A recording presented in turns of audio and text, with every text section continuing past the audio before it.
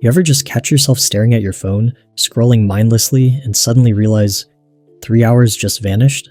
Like, completely gone. You look up and it's dark outside, and you can't remember a single thing you actually saw or felt during those 3 hours. Here's the wild part. That's not just a phone thing. That's life. Most people don't realize how they're sleepwalking through entire years.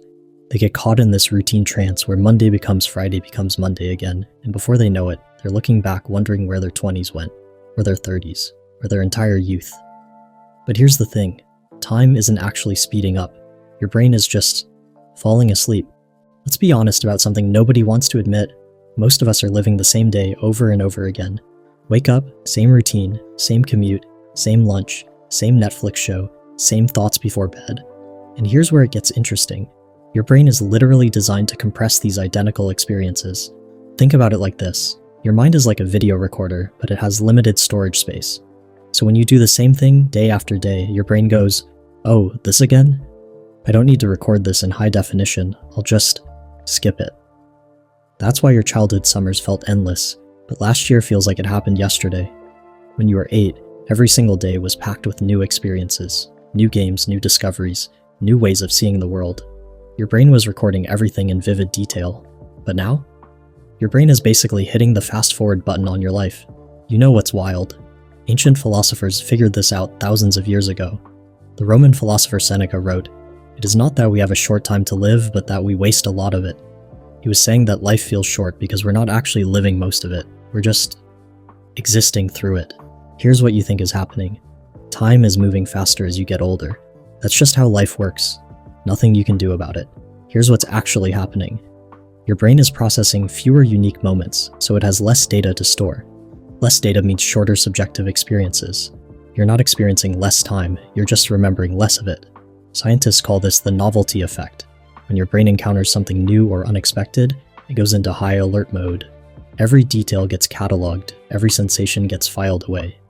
That creates what neuroscientists call memory density. Basically, how much stuff your brain decides is worth remembering from any given period. Think about the last time you traveled somewhere completely new. Remember how that first day felt incredibly long? You were exhausted by noon because your brain was working overtime, processing all these new sights, sounds, smells, social interactions. That single day probably felt longer than the entire week before you left. That's not coincidence. That's your brain doing exactly what it's designed to do. Pay attention when things matter. But here's the beautiful part. You can hack this system. Let me tell you about a psychological experiment that'll blow your mind. Researchers took 2 groups of people and had them do a simple task. Fold paper into origami cranes. Group 1 folded the same crane pattern 50 times in a row. Group 2 learned 10 different origami patterns and folded each one 5 times. Both groups spent exactly the same amount of time folding. Same room, same materials, same total number of cranes created. But when they asked people afterward how long the session felt, Group 2 consistently said it felt much longer. Not just a little longer, significantly longer. And when they tested their memories weeks later, Group 2 could recall vivid details about their experience, while Group 1 barely remembered doing it at all. Here's the thing. Nobody teaches you. Your subjective experience of time isn't just about minutes and hours. It's about information density. The more your brain has to process and file away, the richer and longer that time feels, both in the moment and in memory. You're not stuck with time flying by. You just need to give your brain something worth recording. So here's your first weapon against disappearing time, what I call novelty injection. Sounds fancy, but it's stupidly simple. Every single day, do one thing differently. Not huge things, tiny things. Take a different route home, try a new coffee shop, call someone you haven't talked to in months. Learn one random fact about something you've never thought about before. Here's why this works. Remember, your brain compresses familiar experiences, but expands novel ones. So even if 95% of your day follows the usual pattern, that 5% of newness forces your brain to wake up and pay attention.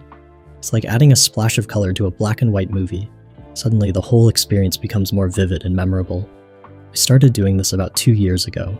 Nothing dramatic. Sometimes it was just buying a different type of fruit at the grocery store, or taking the stairs instead of the elevator, or listening to a genre of music I'd never explored. But here's the wild part. When I look back at those 2 years, they feel packed with experiences. Rich. Full. Like I actually lived them instead of just surviving through them. Compare that to the 3 years before, when I was locked in pure routine. Those years? They feel like a blur. like someone hit fast forward on my life. The difference wasn't that I had more time. The difference was that my brain decided more of the time was worth remembering. But here's where it gets deeper. Novelty alone isn't enough. You also need what I call presence protocol, basically training yourself to actually show up for your own life. Think about it like this.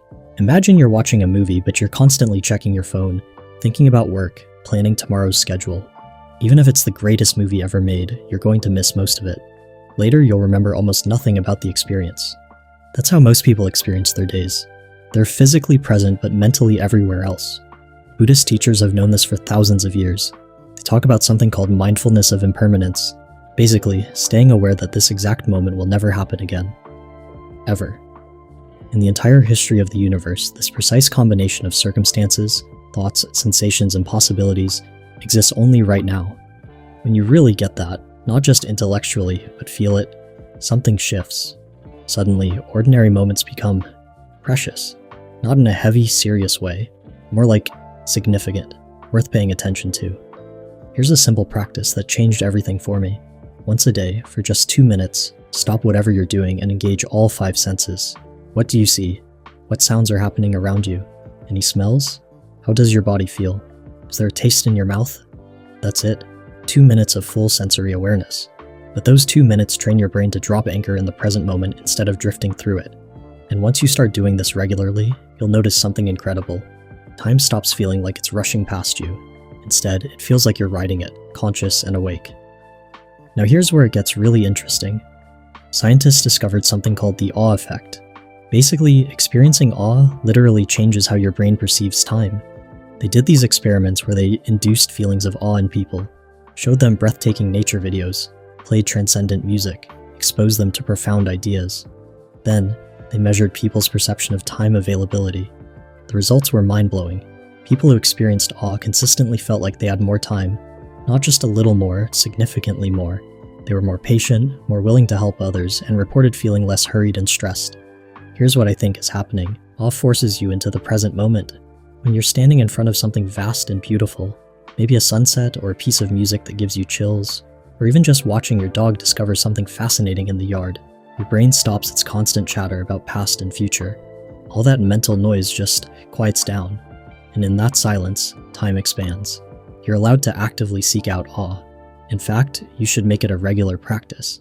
Go somewhere that makes you feel small in the best way. Listen to music that moves you. Read something that shifts your perspective.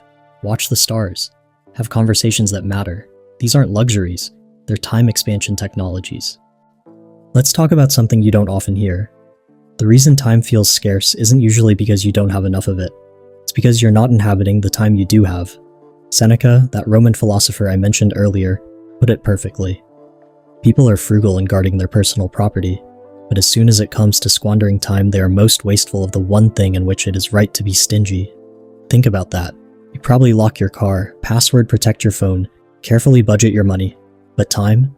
The one resource you can never get back, never replace, never earn more of. Most of us give it away like it's infinite. We kill time. We spend hours scrolling feeds that make us feel worse. We say yes to things that don't matter and no to things that do. We postpone joy, postpone adventure, postpone the conversations and experiences that would actually fill our lives with meaning. But here's what becomes possible when you flip this script. Instead of time disappearing, it starts to accumulate. Not in quantity, but in quality. Your days become denser with actual experience. Your weeks feel substantial. Your years add up to something real. You don't need more time. You need to wake up to the time you already have. Here's the beautiful paradox. Once you start treating time like the precious, non-renewable resource it actually is, you stop feeling desperate about it.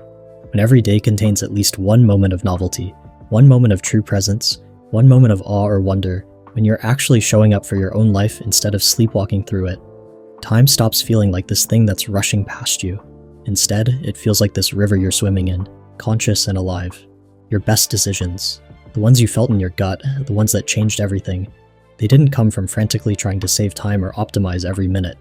They came from moments when you were fully present, fully awake, fully engaged with what was actually happening. That's the secret nobody tells you. Life doesn't last longer when you try to hold on to it tighter. It lasts longer when you show up for it more completely. If you felt this in your chest, not just your head, comment "I'm awake, so I know this landed where it needed to land." And here's your micro commitment. Sometime in the next 24 hours, do one small thing you've never done before. Not something huge or expensive, just something your brain will actually notice and remember. Then, for 2 minutes afterward, engage all your senses and really absorb the experience. That's it. One tiny act of novelty, followed by 2 minutes of presence. Your future self, the one looking back on this year, will thank you for it. Because the goal isn't to live forever. The goal is to actually live the life you have. Time disappears in an instant, but only if you're not paying attention. Wake up, show up. Time is waiting for you to inhabit it.